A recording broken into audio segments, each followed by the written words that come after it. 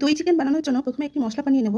যাতে প্রয়োজন হচ্ছে 2 চামচ গোটা ধনে, 2 চামচ গোটা জিরে, 1 মুঠো শুকনো নারকেল, গোটা গরম মশলা, 4-5টি শুকনো লঙ্কা, 1 মুঠো কাজু বাদাম ও আদা ও রসুন।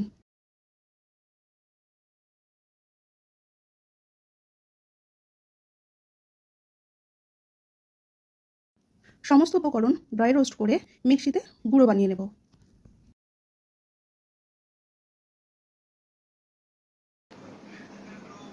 চলে যাব পরবর্তী ধাপে। চিকেন ভালোভাবে ধুয়ে নেওয়ার পর গোলমরিচ গুঁড়ো ও আদা রসুন বাটা দিয়ে ম্যারিনেট করে রাখবো আধ ঘন্টার জন্য।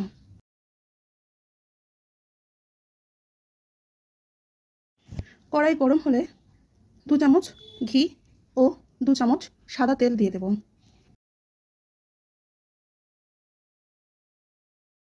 কুচানো পেঁয়াজ গরম তেলের মধ্যে দিয়ে বেরেস্তা বানিয়ে তুলে রাখবো।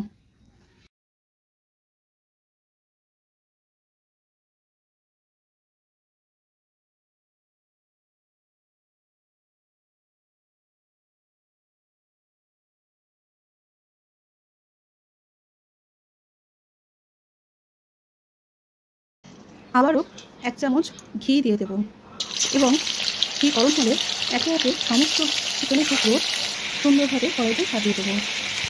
2 পাঁচ লাল লাল হয়ে ভাজা হয়ে গেলে তাতে আদা রসুন বাটা, কাশ্মীরি গুঁড়ো এবং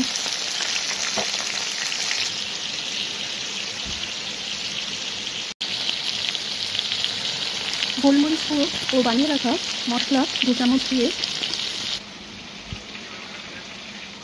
সামান্য জল দিয়ে কষিয়ে নেব। প্রয়োজন মতো লবণ, 1 বাটি টক দই এবং বেরেস্তা দিয়ে সুন্দর করে সাজিয়ে দেবো।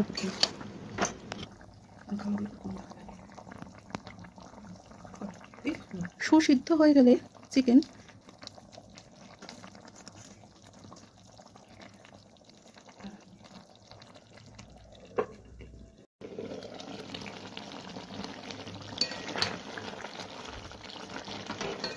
দু চামচ ফ্রেশ ক্রিম দেব, স্বাদ মতো চিনি এবং গুঁড়ো মশলা দিয়ে গরম গরম পরিবেশন করব।